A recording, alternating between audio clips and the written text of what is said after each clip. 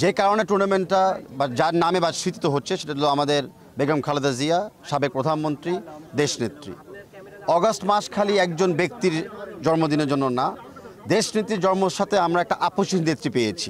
আমরা শিখেছি যে দুর্নীতির সাথে অরাজনীতির সাথে আপোষ করতে কখনো নেই। সেই স্মৃতি অ্যান্ড সেই ইন্সপিরেশন পাওয়ার জন্য আমরা আজকে টুর্নামেন্টটা এর সাথে যুক্ত হয়েছি। আমরা বর্তমানে বাংলাদেশে দেখেছি যে অনেক ক্ষেত্রে আমাদের নারীরাই কিন্তু আমাদের সামনে এগিয়ে নিয়ে যাচ্ছে। সেই কথাটা ফুটবলের জন্য সত্য। আজকে আমাদের নারী দলের জন্য কিন্তু বিশ্বে এখন বাংলাদেশকেও চিনে, ফুটবলকেও চিনে।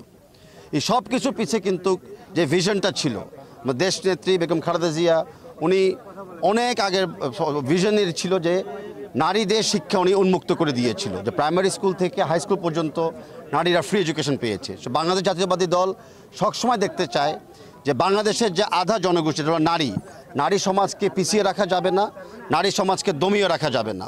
সেটাই হলো আমাদের বাংলাদেশ জাতীয়তাবাদী দলের ভিশন এবং স্পিরিট।